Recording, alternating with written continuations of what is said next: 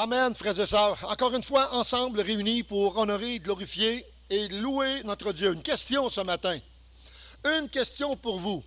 Est-ce que vous croyez que Dieu est grand? Est-ce que vous croyez vraiment de tout votre cœur que Dieu est grand, envers et malgré tout? Alors, si oui, alors vous pouvez le chanter avec moi. Alléluia!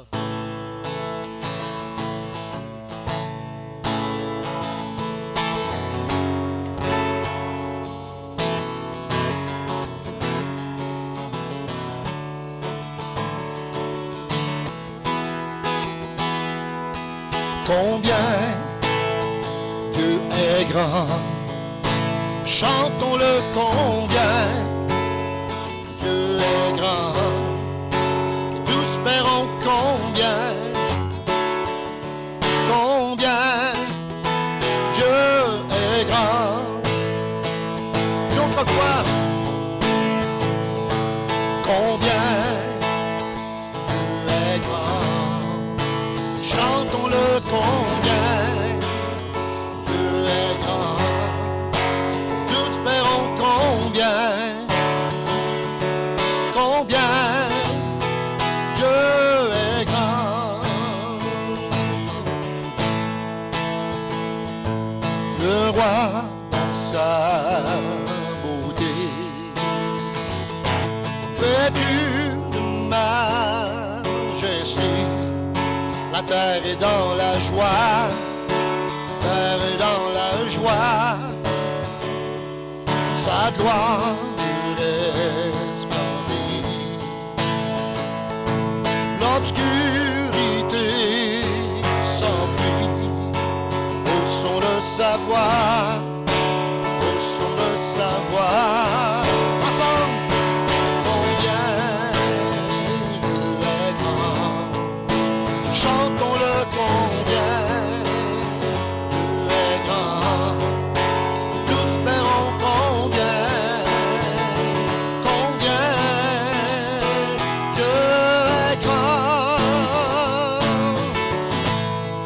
Alléluia, combien Dieu est grand, chantons-le combien Dieu est grand, et tous verront combien Dieu est grand.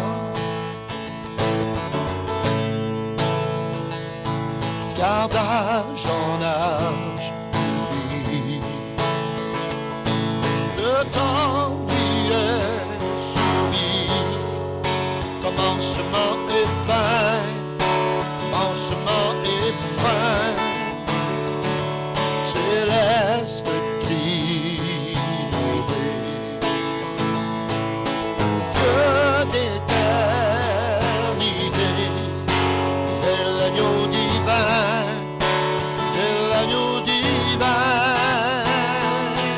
Combien Dieu est grand, chantons-le combien Dieu est grand, tous verrons combien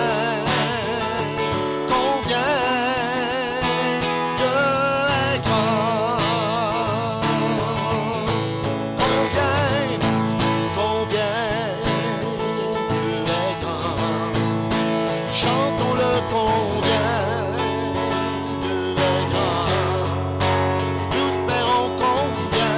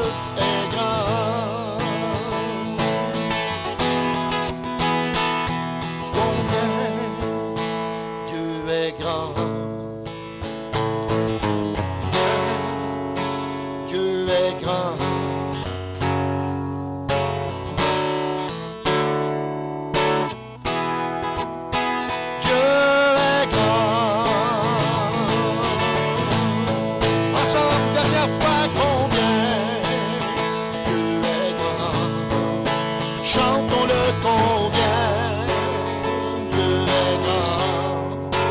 Tous verront combien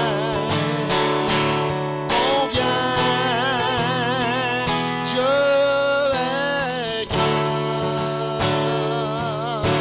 Dieu est grand.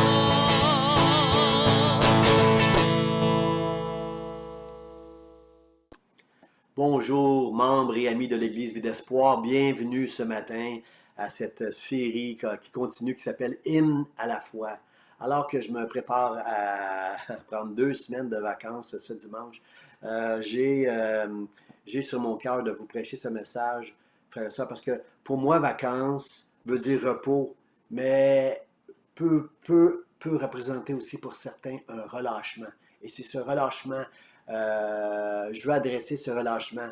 Notre âme est tellement influençable, frère et sœur. Notre âme est tellement influençable. Et la chose que Dieu nous a donnée la plus précieuse sur cette terre, c'est la foi.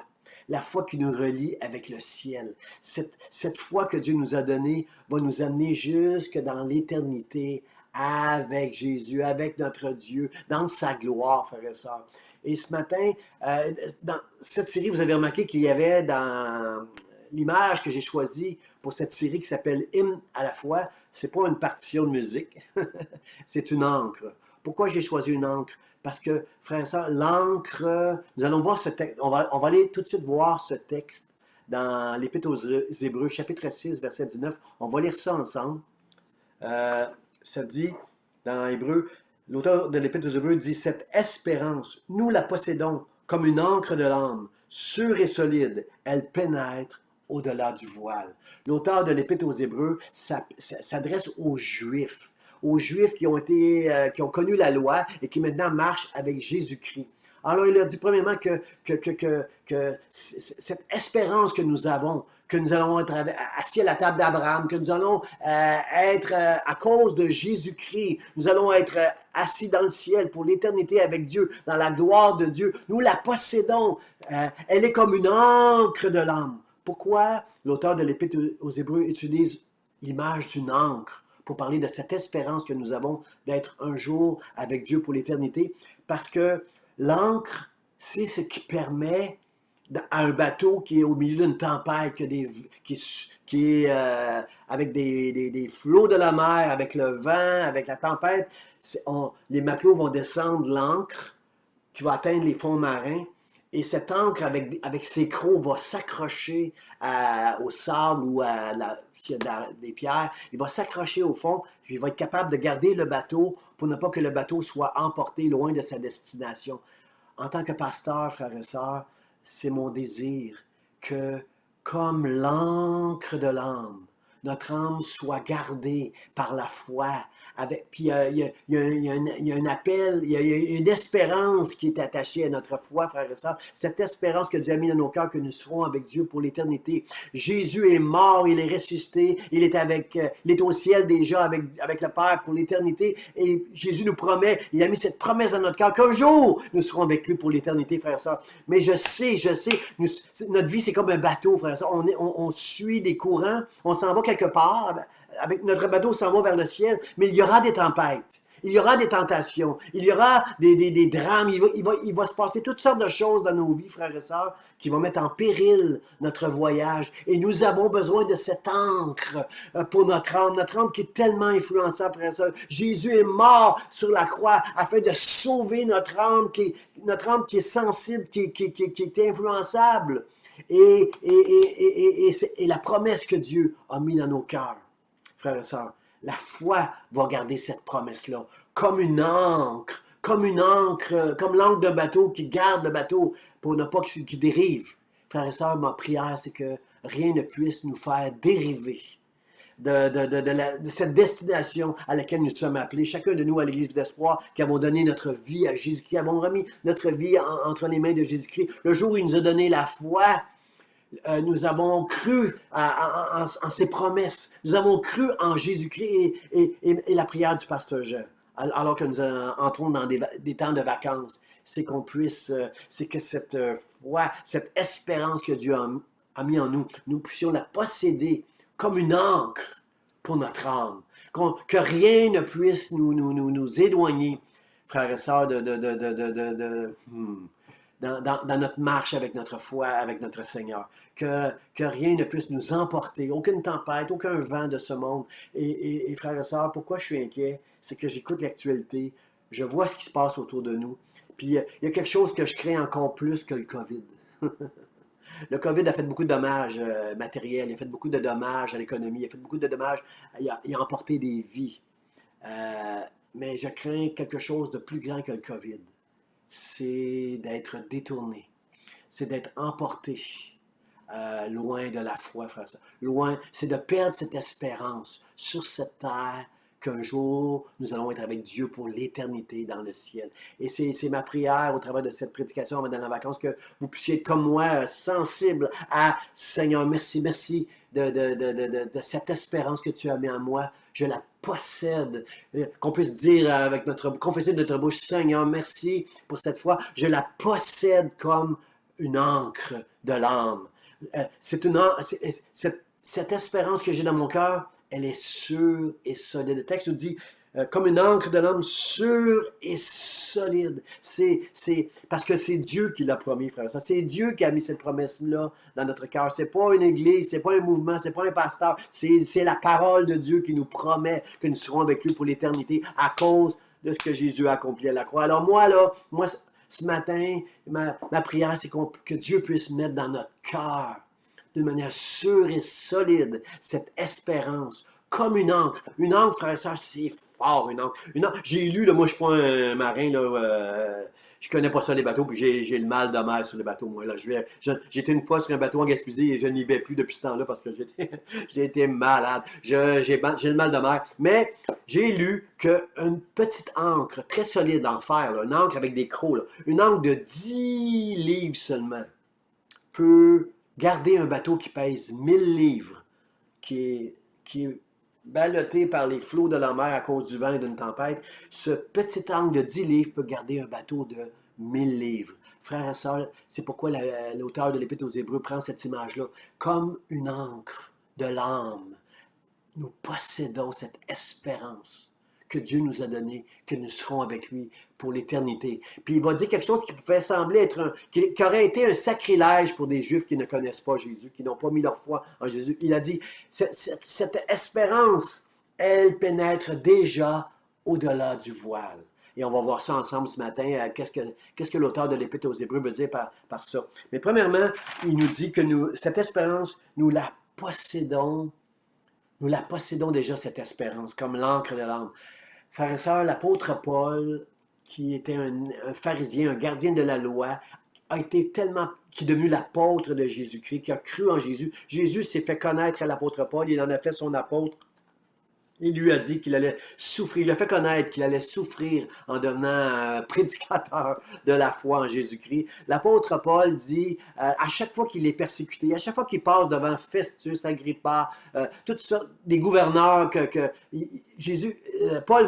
Dieu va permettre que Paul soit arrêté, qu'il passe devant des magistrats, devant la magistrature, il va être accusé par les Juifs, il va se défendre en disant souvent, mais c'est à cause de la foi des Juifs, c'est à cause de l'espérance des Juifs que je suis accusé et que je me défends aujourd'hui. Je crois dans la promesse que Dieu a faite aux Juifs. Je crois dans la résurrection des morts à cause de Jésus-Christ, qui est mort et ressuscité et qui est notre promesse. Paul appelle Jésus-Christ notre espérance. C'était l'espérance de l'apôtre Paul. Et dans ses écrits, il appelle Jésus notre espérance. Mon espoir, frères et sœurs, mon espoir, c'est Jésus. Les hommes mettent leur espoir dans toutes sortes de choses, frères et sœurs. La gloire, un poste important dans une entreprise, l'argent, un conjoint, dans toutes sortes de choses. L'homme met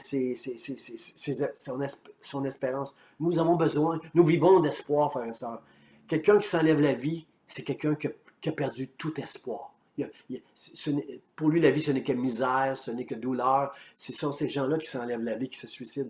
Mais celui qui est rempli d'espérance, c'est ça qui nous fait vivre. l'espoir, frères et sœurs. Et ce que j'ai peur dans notre génération, ce qui me fait craindre en tant que pasteur de notre génération, c'est qu'il y a beaucoup de chrétiens qui sont devenus des chrétiens terrestres, qui ont perdu la vision céleste, frères et sœurs. Les choses autour de nous, c'est bien.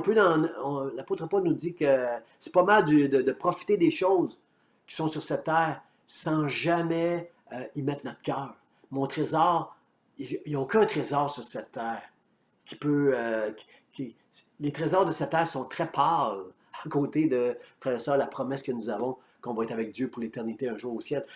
Frères et sœurs, je veux proclamer ce matin toutes les richesses du ciel, toute la gloire du ciel que nous possédons à cause de l'espérance que Dieu nous a donnée. L'apôtre Paul avait cette espérance. Il était prêt à souffrir, il était prêt à mourir et être persécuté et souffrir pour prêcher ce message de l'espérance qu'il avait, que Dieu lui avait donné, qui est attaché à notre foi, frères et sœurs. Cette espérance, frères et sœurs, cette espérance que rien ne puisse nous détourner de l'espérance que Dieu a mis dans nos cœurs. Et le diable va faire ça, frères et sœurs. Le diable va faire ça de nous, de vouloir nous détourner. Vous savez, le contexte de ce passage du chapitre 6, c'est ce qui précède le chapitre 6 dans l'auteur de l'Épître aux Hébreux. Ce que l'auteur de l'Épître aux Hébreux nous enseigne, juste avant de nous parler de cette espérance, il nous parle de l'apostasie. Il y avait dans l'Église, il y a 2000 ans, des chrétiens qui ont connu Dieu, qui ont reçu cette espérance dans leur cœur et qui sont passés de chrétiens avec une vision céleste à une vision terrestre. Ils ont laissé l'Évangile. Ils ont abandonné la foi pour des plaisirs terrestres, frères et sœurs. Et c'est ce que je crains, frères et sœurs, en tant que pasteur. J'ai cette crainte que nos yeux puissent être détournés de cette vision céleste que Dieu a déposée dans nos cœurs par la foi, cette espérance qu'il a mis en nous, cette espérance qui n'a pas de prix, frères et sœurs. Pourtant, il y a des hommes et des femmes, il y a des chrétiens qui vont se laisser détourner, frères et sœurs, parce que, frères et sœurs, nous sommes en guerre. Nous sommes en guerre. L'apôtre Paul nous enseigne quelque part, il y a Éphésiens où il parle de l'armure du chrétien, mais dans Thessaloniciens, je crois que c'est 1er Thessaloniciens chapitre 5, l'apôtre Paul nous parle de porter le casque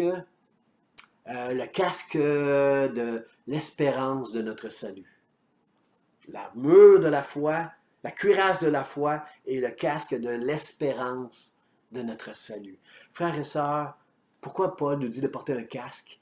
Il veut qu'on fasse attention à notre tête. Il veut qu'on fasse attention à nos pensées, frères et sœurs, qui, elles, pourraient nous détourner de cette espérance que nous possédons comme l'encre de l'âme, sûre et solide, parce que promise par Dieu, qui pénètre déjà au-delà du voile. Frères et sœurs, nous avons besoin de faire attention, de porter le casque de cette espérance de notre salut, parce que c'est notre tête. C'est dans notre tête que l'ennemi va jouer pour nous détourner de cette merveilleuse promesse que Dieu nous a faite.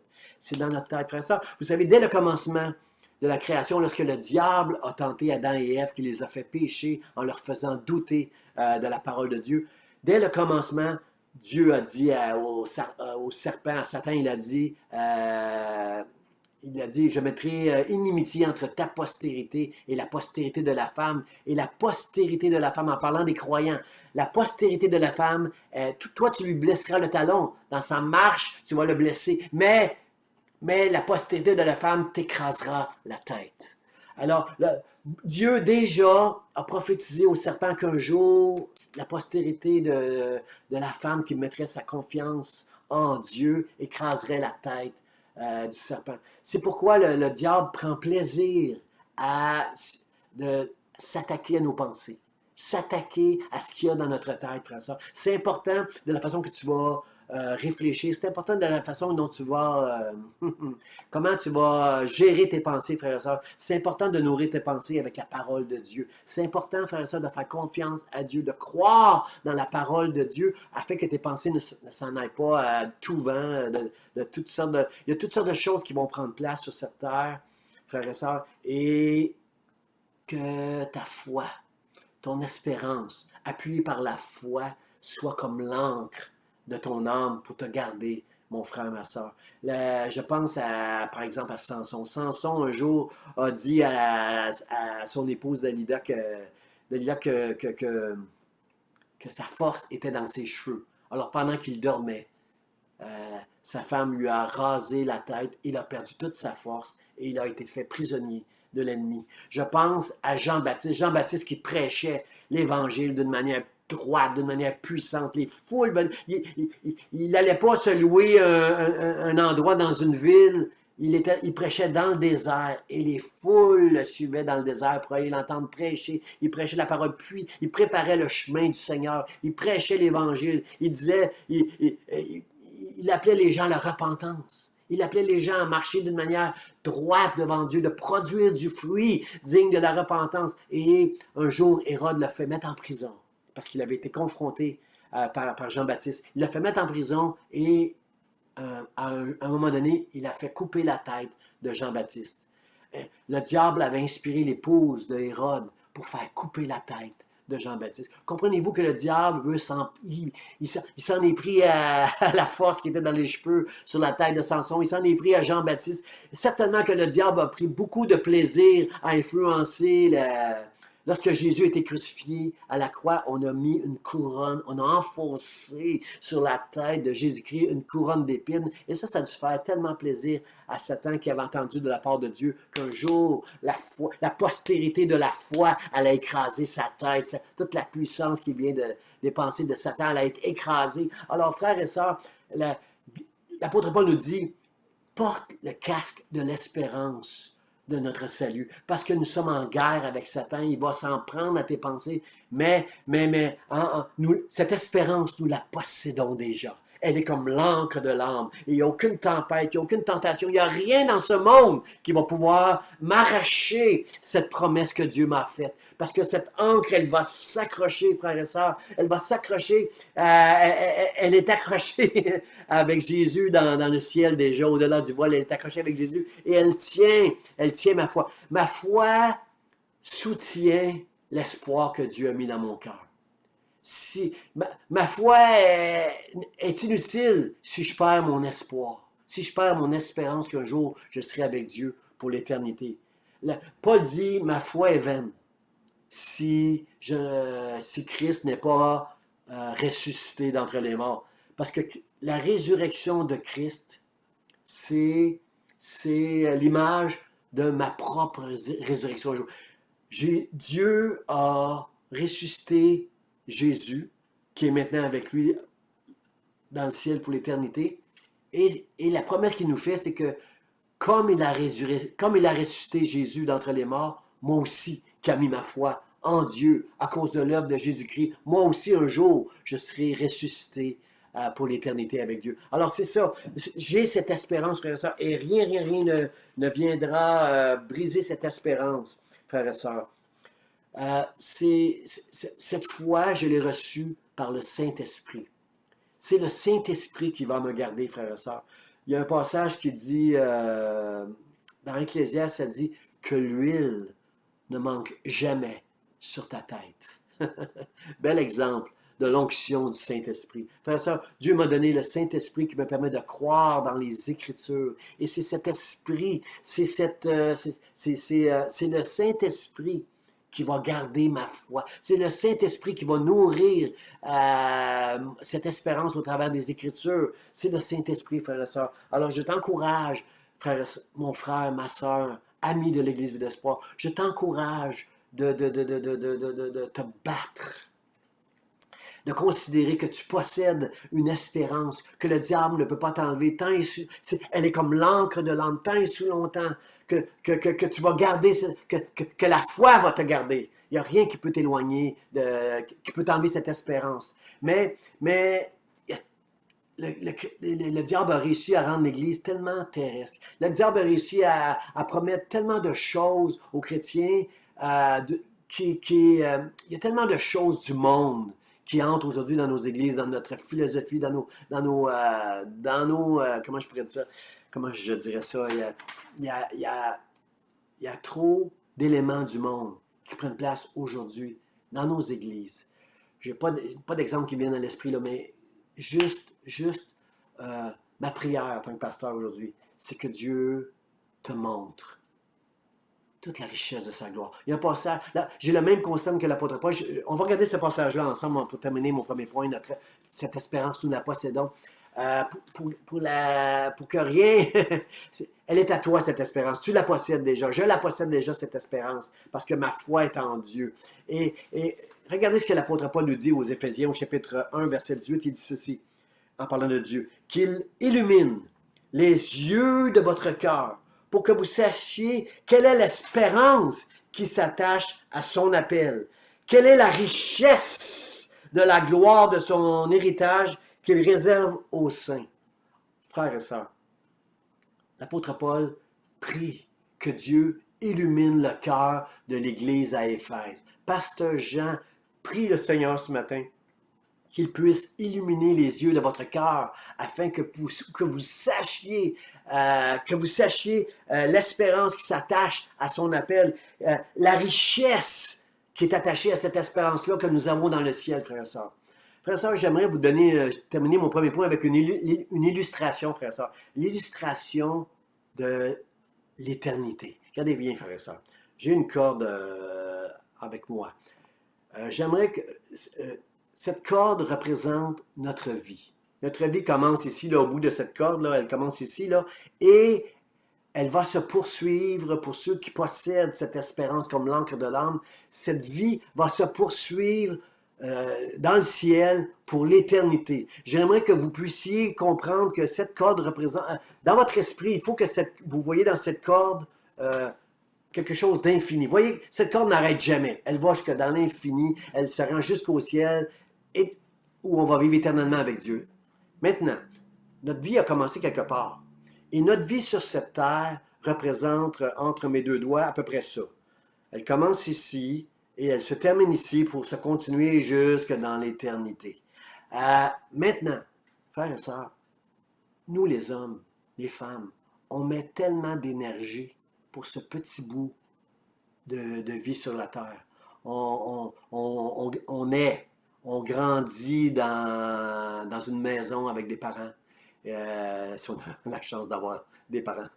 Et on grandit dans une maison, on étudie, et là on s'en va sur le marché du travail. Puis on travaille une grande partie de notre vie, 20, 30, 40 ans, on travaille une grande partie de notre vie pour mettre un peu d'argent de côté pour notre retraite, et on ne sait même pas si on va se rendre en santé jusqu'à la retraite. On ne sait pas si on va vivre, même avec tout ce travail qu'on a mis pour se rendre jusqu'à la retraite.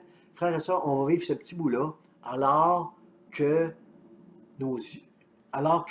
l'apôtre Paul dit, moi je prie qu'il illumine les yeux de votre cœur, afin que vous sachiez quelle est l'espérance qui s'attache à votre appel. Une espérance qui va vous montrer, je prie qu'il puisse vous montrer la richesse de la gloire qui vous attend, frères et sœurs, dans le ciel. Après ce petit bout de vie, frères et sœurs, ce petit bout de vie qu'on va vivre là, c'est l'éternité. C'est l'éternité qui nous attend, frères et sœurs. Alors, pourquoi qu'on mettrait tellement d'espérance dans des choses terrestres, alors que nos yeux doivent être au ciel, avec tout ce que Dieu nous promet pour l'éternité? C'est là que nos yeux doivent être aujourd'hui. Ne te laisse pas détourner. Ne laisse aucune tempête, aucune misère, aucune tentation, rien de ce que la terre peut t'offrir. Ne laisse rien te détourner de ce que tu possèdes, frère. Cette espérance que tu possèdes en Dieu, attaché à ton appel, que la foi va t'aider à conserver jusqu'à temps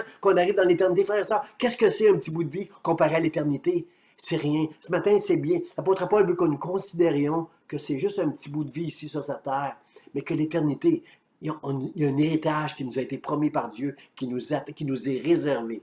Frère et sœur, c'est Dieu qui nous l'a réservé. C'est Jésus qui, au travers de son œuvre, s'est porté garant de cette place qui nous est réservée dans le ciel. Mon frère, ma soeur, ne laisse rien. Le texte nous dit, cette espérance, nous la possédons comme une encre de l'âme. Puis le texte continue en nous disant, sûr et solide. Frères et sœurs, cette espérance que nous avons, elle est sûre et solide. Pourquoi? Parce que c'est Dieu qui le promet. C'est pas pasteur Jean. C'est Dieu qui fait cette promesse-là sûre et solide. Alors, c'est pourquoi que je peux me réjouir aujourd'hui. Je peux, ma foi nourrie par la parole de Dieu, garde en moi cette espérance que j'ai qu'un jour je vais être avec Dieu pour l'éternité. C'est ma foi qui garde cette espérance. La foi et l'espérance, ça va ensemble, frères et sœurs. C'est la foi qui garde cette espérance que je possède, que je vais être avec Dieu pour l'éternité. Parce que, puis cette espérance, c'est pas un espoir qui va s'éteindre un jour, parce que c'est Dieu qui a fait la promesse. L'auteur de l'Épître aux Hébreux nous dit que il y a deux choses immuables qui garantissent cette promesse que nous avons, cette espérance que nous avons. Deux choses immuables garantissent notre espérance, c'est Dieu l'a promis et il a fait un serment. Il s'appuie sur la promesse que Dieu avait faite à Abraham. Je jure par moi-même, Abraham, que je vais te bénir toi et ta postérité. Puis Abraham est mort, puis il n'a pas vu la postérité.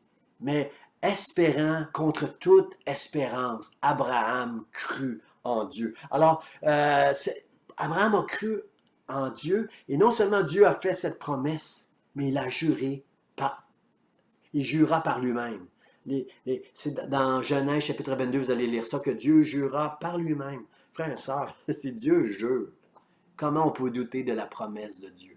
Alors, la Bible nous dit, l'auteur de l'Épître aux Hébreux dit aux Juifs, il dit, Dieu a fait un serment à Abraham et il a juré. C'est deux choses immuables. Si Dieu jure, comment on pourrait douter? Frère et sœur, j'avais un ami quand j'étais jeune, il aimait sa mère. Sa mère était autoritaire, mais elle était généreuse, elle prenait soin de lui, c'était une bonne mère. Il aimait sa mère. Il avait perdu son père à un moment donné, puis qui était décédé, puis il aimait sa mère. Et un jour, quand j'avais des différends avec lui, quand j'avais un doute, quand on parlait de quelque chose ensemble, j'avais un doute dans notre conversation, à un moment donné, mon ami il me la sortait celle-là. Il disait, Jean, je te jure sur la tête de ma mère que je te dis la vérité. Si mon ami disait, je te jure sur la tête de ma mère, je connaissais la relation qu'il avait avec sa mère, ça enlevait tout doute en moi. J'étais certain qu'il me disait la vérité. S'il osait dire, je le jure sur la tête de ma mère, que je sois séparé de ma mère si je mens, je savais qu'il disait la vérité parce qu'il n'oserait jamais s'arrêter. Un sacrilège pour mon ami de faire un mensonge. En prononçant le nom de sa mère, moi, il me rassurait là, que OK, Claude, je te crois. Tu dis la vérité, là. Si tu l'as juré sur la tête de ta mère, c'est certainement vrai. Alors, imaginez, c'est Dieu lui-même.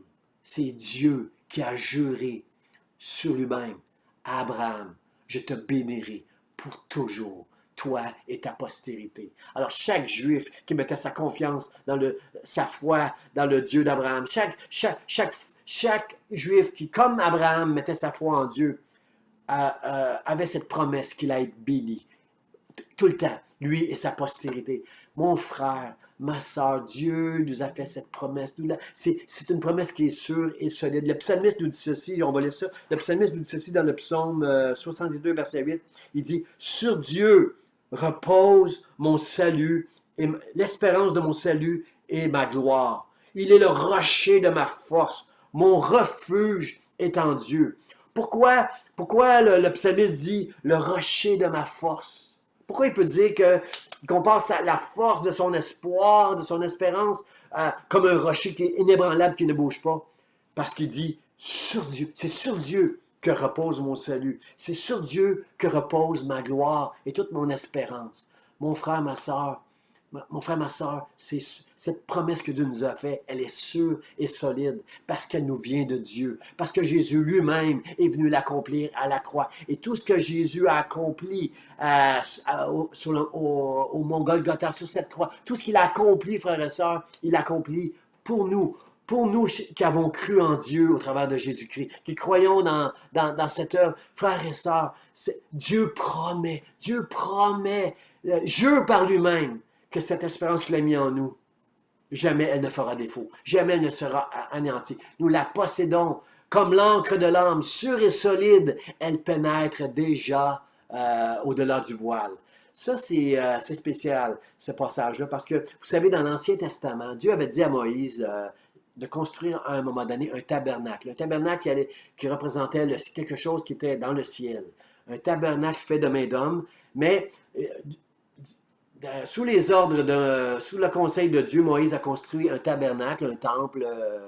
À l'époque de Moïse, le peuple bougeait dans le désert. C'était un temple, un tabernacle c'était une tente, le tabernacle, parce que ne pouvait pas être, il restait pas en place, il bougeait avec le peuple qui s'en allait vers Canaan. Et dans ce tabernacle, il y avait un endroit où il y avait un voile. Un voile.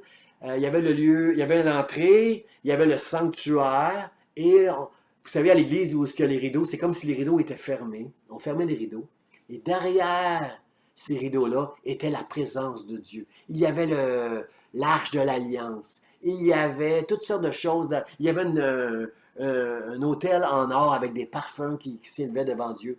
Et derrière ce voile, frères et sœurs, dans le tabernacle, c'était l'endroit de la présence de Dieu. J'habiterai au milieu de mon peuple, Dieu avait dit à Moïse. Il était là, la présence de Dieu était là derrière ce voile. Personne ne pouvait aller là. Personne ne pouvait voir ce qui prenait place derrière ce voile-là. Ça, c'était le lieu, on appelait ça le Saint des Saints.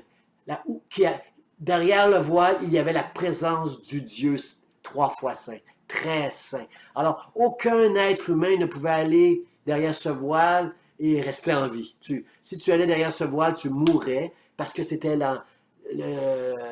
personne ne peut voir Dieu, personne ne peut être dans la présence sainte de Dieu parce que nous sommes des pécheurs et on va mourir dans la présence de Dieu. Et derrière ce lieu très saint, une fois par année, quelqu'un avait le droit d'y aller. C'était le souverain sacrificateur. Dans le temple, dans l'entrée, avant d'aller dans le sanctuaire, il y avait des sacrificateurs avec des autels. Et quiconque parmi le peuple sentait le besoin, sa conscience était, on est tous des pécheurs. Et au temps des Juifs, dans le temps de Moïse, lorsque tu commettais un péché, puis là, c'était trop gros sur ta conscience, tu allais dans le temple, tu allais avec un animal, tu présentais, le sacrificateur égorgeait l'animal et le sang qui coulait permettait aux Juifs de pouvoir quitter maintenant, de retourner chez lui, puis la conscience était purifiée maintenant. Son corps, sa conscience était purifiée. Il était maintenant sans péché pour un temps, jusqu'à temps qu'il repêche. Alors, il était sans péché. Et là, le souverain sacrificateur, une fois par année, allait dans le lieu très saint, derrière le voile. Et il y avait toutes sortes de rites là, avant d'aller là. Le souverain sacrificateur qui allait là une fois par année était dans une grande crainte de mourir dans la présence sainte de Dieu. Alors, il y avait toutes sortes il devait faire des ablutions, il devait se laver selon un rituel, changer de vêtements, offrir des sacrifices avant d'aller dans le temple, dans le lieu très saint. Et il allait dans le lieu très saint, il portait du sang, le sang d'un sacrifice. Il allait représenter le peuple avec un sacrifice, avec le sang, derrière le voile. Et une fois par année, Dieu bénissait. Et lorsqu'il ressortait en vie, il disait « Merci mon Dieu, je suis encore en vie, je suis encore en vie. » Et à cause du sacrifice, à cause qu'il avait subi un rite de purification selon les ordonnances que Moïse avait données, que Dieu avait données à Moïse pour son peuple, il sortait de là. Alors, une fois par année, le souverain sacrificateur pouvait pénétrer dans ce lieu très saint. Mais après lui, comment je pourrais... L'Épître aux Hébreux nous enseigne que Jésus-Christ, lorsqu'il est mort sur la croix, a pris la place, est devenu au ciel notre souverain sacrificateur. Au ciel, frères et sœurs, ce qui est arrivé lorsque Jésus est mort sur la croix, on a dans les Écritures qu'à un moment donné, quand Jésus quand il est mort, quand il a remis son esprit, Père, je remets mon esprit entre tes mains, et la Bible nous dit, et il expira. La Bible nous dit que dans le temple, le voile s'est déchiré, le voile qui séparait le lieu saint du lieu très saint, par le milieu, du haut jusqu'en bas, s'est déchiré, frères et sœurs. Il y a eu, le voile s'est déchiré. Et là, s'il y avait des sacrificateurs qui étaient dans le temple à ce moment-là, dans le sanctuaire, certainement, ils ont dû se cacher les yeux pour ne risquer de voir quelque chose qui les aurait amenés à mourir. Mais ce que ça voulait dire, ce passage-là, l'Épître des Hébreux nous l'explique. Il disait, si dans l'ancien temps, avec la loi, le souverain sacrificateur allait porter avec le sang d'un sacrifice devant Dieu pour le pardon des péchés du peuple, maintenant, c'est Jésus, maintenant, qui est notre souverain sacrificateur et qui est devenu au-delà du voile, qui a traversé le voile et qui est devenu dans le ciel notre précurseur. Précurseur, ça veut dire qu'il nous a devancés. Il est là avant nous. Mais à cause du sacrifice, à cause qu'il est mort sur la croix, alors à cause qu'il a versé son sang maintenant pour nous, mais Jésus maintenant nous attend. Maintenant, cette espérance qui est comme l'encre de l'âme, sûre et solide, elle pénètre au-delà du voile. Maintenant, déjà, notre espérance est liée avec notre souverain sacrificateur qui est Jésus-Christ. Jésus qui est dans le ciel nous a donné la foi maintenant et l'espérance que nous allons, notre foi soutient cet espoir, cette espérance que nous allons avec lui pour l'éternité, frères et sœurs. Lorsque nous allons fermer les yeux sur cette terre, nous allons les ouvrir dans le ciel. Et nous allons entendre Jésus qui va nous dire, « Bon et fidèle serviteur, bon et fidèle servante, entre dans la joie de ton maître. » Et là au ciel, frères et sœurs, nous allons être pour l'éternité avec Dieu, pour l'éternité. Frères et sœurs, ça n'a plus de fin. Alors, frères et sœurs, que Dieu illumine nos yeux ce matin, qu'il illumine les yeux de notre cœur pour qu'on puisse voir, frères et sœurs, qu'on puisse s'attacher à Dieu et garder cette espérance. Parce que je sais que des temps qui s'en viennent, des temps de tentation, des temps la Bible nous parle d'apostasie. Je ne sais pas ce qui va prendre place dans les prochains mois, dans les prochaines années sur cette terre, mais je sais que cette espérance que nous portons, que nous possédons, frères et sœurs, que le diable va venir jouer dans notre tête. Parfois, ça va être à cause d'une épreuve, à cause d'une difficulté. Parfois, ça va être pas ça du tout. Ça va être une attirance de choses qui sont dans ce monde. Ce monde va devenir il y a des choses qui vont prendre place, frères et sœurs, dans l'avenir, qui vont être très séduisantes. Et étant donné qu'il y a beaucoup de choses du monde que je vois qui entrent dans les pensées, dans les cœurs, dans les choses de l'Église, il y a des choses du monde qui prennent place d'une manière insidieuse et subtile. Mon frère, ma soeur, je prie comme l'apôtre Paul que Dieu puisse illuminer les yeux de ton cœur pour que tu puisses voir la richesse de la gloire, de ton héritage qui est réservé dans le ciel à cause de l'œuvre de Jésus-Christ. Mon frère, ma soeur, je plaide avec Dieu. Je plaide avec toi pour que dans ce temps de vacances et de tout ce qui va prendre place dans l'actualité qui va être tellement séducteur, que tu puisses rester attaché à ton espérance. Je termine avec un passage de la Bible qui est dans le psaume 119, versets 49-50. Le psalmiste dit à Dieu dans sa prière, « Souviens-toi de moi, souviens-toi de ta promesse à ton serviteur, puisque tu m'as donné l'espérance. C'est ma consolation dans ma misère, car ta promesse me rend la vie. » Frères et sœurs, l'apostasie, c'est un suicide spirituel. Perdre cette espérance que Dieu a mis dans ton cœur, c'est un suicide, frères et sœurs. Les gens s'enlèvent la vie aujourd'hui.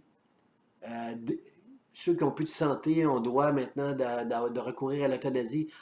Enlevez-moi la vie parce que j'ai plus de santé, j'ai plus d'espoir pour la vie. Des gens qui font faillite veulent perdre la vie. Des gens qui divorcent parfois. Ils avaient mis toute leur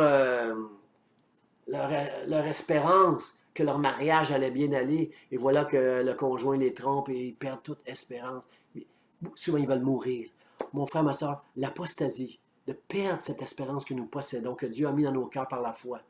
Frère et sœur, c'est un suicide. L'apostasie, c'est un suicide spirituel. C'est-à-dire, il y a des choses dans ce monde qui, tout à coup, prennent plus d'importance que cette espérance que Dieu mis dans mon cœur. Qu'est-ce qui peut prendre, qu'est-ce qui peut prendre plus, qui peut avoir plus d'importance que l'éternité, que l'héritage qui est réservé dans le ciel pour moi, pour cet héritage que j'ai, la gloire de Dieu, la présence de Dieu. Au ciel, il n'y a plus de maladie. Au ciel, si tu aimes les richesses, là, si tu aimes les bijoux, au ciel, les rues sont en or, les portes, c'est des perles géantes, les portes du ciel, c'est des perles. Mon frère, ma soeur, il n'y a rien sur cette terre qui doit enlever la vision céleste que Dieu a mis dans nos cœurs, de cette espérance que nous avons. L'apôtre Paul dit, ce qu'on espère, quand on l'a vu, il n'y a pas de... Comment il dit ça? Cette espérance, quand on la voit, si je dis à quelqu'un, j'ai hâte de te voir, j'espère te voir, quand je l'ai vu, mon espérance tombe. Ce que l'apôtre Paul veut nous enseigner, c'est que cette espérance que nous avons, jamais nous ne la verrons avant d'arriver au ciel. Jamais cette espérance, on doit la garder tant aussi longtemps qu'on ne sera pas au ciel. Quand on va être au ciel, il n'y a plus d'espérance. Notre espérance a un peu besoin d'être... Il n'y a plus de foi. Il n'y a plus d'espérance. On est avec Dieu pour l'éternité. Mais en attendant, jusqu'à temps qu'on se rende à cette destination, nous avons besoin. Nous avons besoin de conserver cette espérance. Souviens-toi de ta promesse à ton serviteur. Oh, mon frère, ma soeur, il y a plein de promesses dans la Bible. Il y a plein de promesses, frère et soeur, que je pourrais partager avec vous. Il y en a qui... il y a des promesses qu'on doit entendre d'une manière personnelle. Je me souviens de ma fille, Julie me rappelait récemment. Mon fils venait de quitter la maison. Ça faisait 1 an qu'il avait quitté la maison. Ma fille, mon épouse avait permis qu'elle aille dans un voyage missionnaire en Roumanie. Elle n'avait que 14 ans. Mon épouse qui est si mère poule, si elle a permis cette promesse, si elle a permis à ma fille de 14 ans seulement de faire ce voyage missionnaire en Roumanie, c'est certainement parce que Mme Joly, Pierrette Joly, était en charge des membres de l'Église à l'époque qui avait été dans ce voyage-là. Et là-bas, en Roumanie, ma fille me rappelait que Papa Dieu m'avait fait cette promesse personnelle à moi. Il m'avait fait cette promesse personnelle à moi que Dieu, un jour, va ramener David à la foi. Et lorsqu'elle m'a rappelé ça récemment, ça m'a touché parce qu'il s'est passé beaucoup d'années entre cette promesse que Dieu avait faite à ma fille à l'âge de 14 ans, que mon fils allait revenir à la foi, parce que ça fait seulement 3 ans que mon fils donné son cœur à Dieu, puis marche avec Dieu maintenant. Et il y a des promesses comme ça que Dieu va nous faire, personnellement, chacun de nous, au travers de... Puis il va appuyer ça par une parole. J'aime Osée, chapitre 2, verset 17, qui nous parle de portes. Il y a des portes d'espérance dans la Bible. Parfois, Dieu va nous faire des promesses personnelles à nous. J'appelle ça une porte qu'il ouvre, une porte d'espérance. Mais l'espoir que je vous parle aujourd'hui, cette espérance que je vous parle aujourd'hui, c'est l'espérance d'une vie éternelle. Un héritage qui m'a été donné par Dieu, qui est réservé pour moi dans le ciel. La gloire du ciel, la joie, l'amour, la paix, tout ce que notre âme aspire, frères et sœurs, nous allons connaître ces choses-là dans le ciel. Et ma prière ce matin, alors que vous écoutez cet enseignement, c'est que Dieu, comment il dit ça, le psalmiste, souviens-toi de ta promesse à ton serviteur, puisque tu m'as donné l'espérance. C'est ma consolation, consolation dans ma misère. Ta promesse me rend la vie. Frères et sœurs, si tu es en moindrement des doutes en ce moment, si tu combats le doute en ce moment dans ta vie, je prie de tout mon cœur que tu fasses cette prière comme le psalmiste. Rends-moi la vie, frère. Si tu perds l'espérance, tu perds le goût de vivre. Rends-moi la vie, Dieu. Rends à ton serviteur, rends à ta servante cette promesse que je possède. Je possède un héritage dans le ciel. Un jour, je verrai ta gloire. Un jour, je te verrai face à face, Dieu. Seigneur, garde en moi cette espérance, que rien sur cette terre, aucune tentation, ni aucune épreuve ne vienne saper, me détourner de cette espérance que j'ai dans le cœur. Cette espérance qui est comme une encre pour mon âme. Rien, aucun mensonge de l'ennemi, aucune épreuve, aucune misère. Il n'y a rien dans cette vie qui va m'enlever ce que je possède en Jésus-Christ. Merci, mon Dieu, pour cette promesse. Merci, mon Dieu, pour cette espérance. Merci, mon Dieu, pour cet héritage que je possède. Illumine, ouvre mes yeux, Seigneur, pour que je vois toute la richesse de cette promesse, de cet héritage, de cette espérance que tu as mis dans mon cœur, dans le nom de Jésus. Seigneur, je veux te dire merci alors que je me prépare d'aller en vacances. Je veux te prier pour chaque membre et ami de l'Église Vie d'Espoir, afin que la foi puisse les garder, Seigneur. Merci pour chacun d'eux. Merci de t'être révélé à chacun d'eux, Seigneur.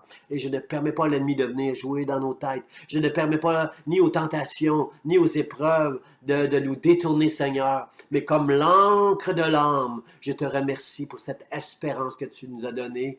Au nom de Jésus, amen, amen. Soyez bénis, frères et sœurs. Je vous aime de tout mon cœur. Marchons, chacun de nous, au travers de ces vacances pour la gloire de Dieu. Amen, amen.